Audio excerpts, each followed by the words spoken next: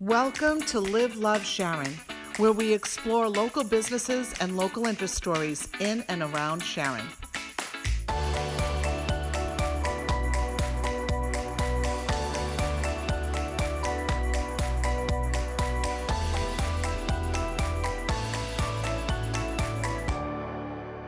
Today on Live, Love, Sharon, we are here at Wardsbury Farm, an institution here in Sharon, Massachusetts. Come along with us as we take a tour and learn what makes Wardsbury Farm truly a special, special place to visit. So Bob, thank you so much for meeting with me today. When did Wardsbury Farm enter your life and how did it begin? We started in the early 80s. And it was my father and mother. What they did was bought this 30-acre parcel here in Sharon on South Main Street.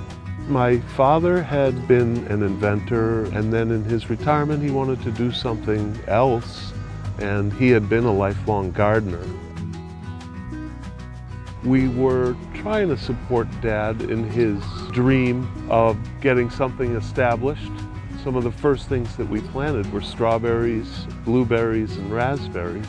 Bob and he and I and a few people, some of whom are still around, planted in 81 and 82 these 6,000 blueberry bushes. Then my dad passed away shortly, a few years later, just as they were coming into serious production. That sort of reframed everything for me and for Jim. We then had these blueberry bushes that we had to pick and sell, and we learned a lot of things. We didn't really know where it would go, but we wanted to keep his dream alive, if you will. My mother was still in her retirement, but she wasn't going to run a farm, so Jim did. His degree is in plant and soil science. Mine is in math, but he knows how to run a farm. He knew then, and he knows even better now. This was your first building. You built this in, what, the early 90s? Yes, this was our first permanent building. I told you we sold off the back of pickup trucks. Yeah. Then we finally kind of built another shack, and from there we've been trying to grow and build all the time. And then this building where the store is, when was that building? That came in the year 2000. That has allowed us to sell more 52 weeks a year. Yes. You and your brother, 35 years. How is it working with Bob all these years? Working with Bob is an adventure, is what I would say. He has got talents that I don't have. I think it ends up being a good partnership because I then can keep my head in the sort of day-to-day of what my plants need. He can worry about the people, so to speak. So to speak, yeah. Something like that.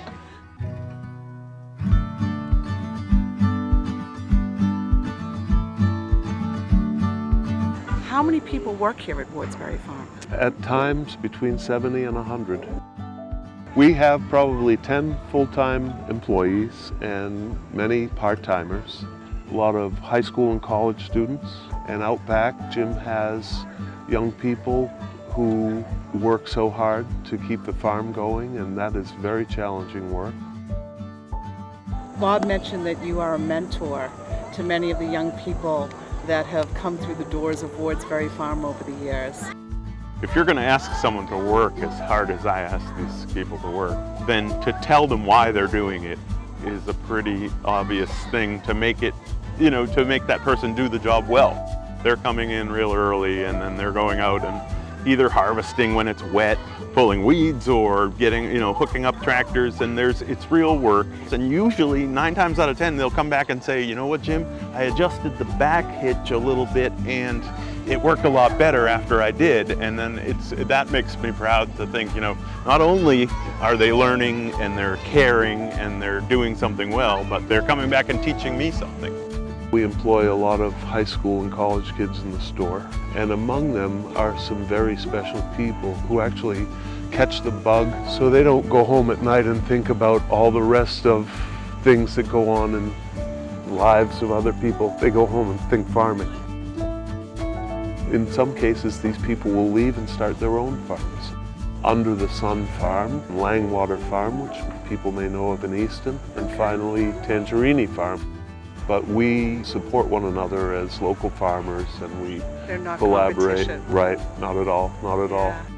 You know, I not only love working on a farm for like the fresh produce and the fresh air, but I love working on Ward's Berry Farm for the people and the community. It's a great location. You don't see a lot of big farms in this area, and they do a great job of managing it and keeping their employees, their customers happy, keeping everyone happy. And yeah, they're great guys. The crops, there's so much growing here. Like I live in Sharon, and I feel like every day some new crop is coming up. Yeah. Do you manage that schedule of what's growing, what's picking, all of that? We figure out the crop rotation based on what we've grown in the previous years. Location too, some things we need to irrigate, so we need to have them close to the irrigation lines. All winter we kind of are going through like the catalog, seeing like what new varieties we want to grow. We get a plan, and then hopefully we get a good harvest.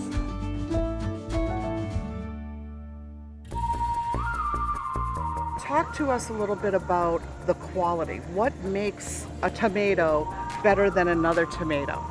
We talk about things being well-grown, but well-grown means so much more in that we start with building our soil, and we have a whole program to build our soil, growing cover crops, spreading compost, things like wood ash or chicken manure. So all things that are natural that enhance the ground. It's gratifying for me to feed people. Growing something and nurturing it and making decisions that will help it be its best, and then turning around and selling it and having maybe a great chef in Boston or a family here in Sharon preparing it and enjoying it. That is it's a very gratifying feeling. Being passionate about food leads me to want to grow things that will be like an inspiration, sort of a memorable experience. So I want someone to cut into a tomato that I grew and acknowledge to themselves that it was great. Tell me a little bit about your mom. She's 93 and she lives on the farm. She does, she lives independently. She'll come to the loading dock and grade tomatoes with me for the better part of the day most summer, and she's 93, and we have a fun exchange all day long, and I couldn't be luckier. She used to make these things that she called quick breads. She would make some of those to mix in with the vegetables and fruits that we were selling, and they were very popular right from the beginning. And you still sell all those? All bakery those goods? same, all made She can't still be making them. She doesn't here, but she can at home. She can still cook dinner for 20 and 30 people.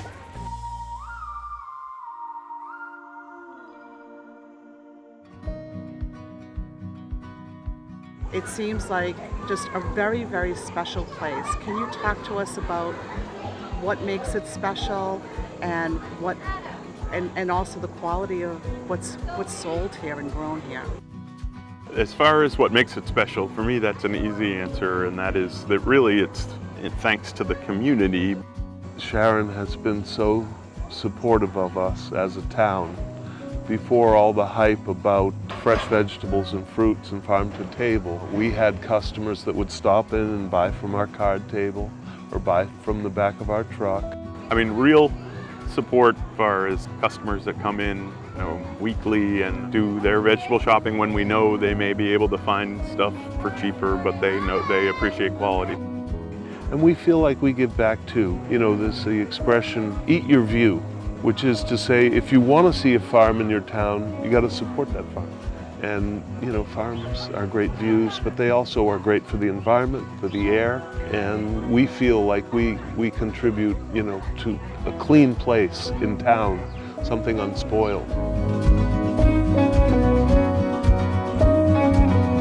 We hope you've enjoyed this episode of Live, Love, Sharon. I'm Bruce Needle. And I'm Dianne Needle, highlighting the community of Sharon, the town where we live and love.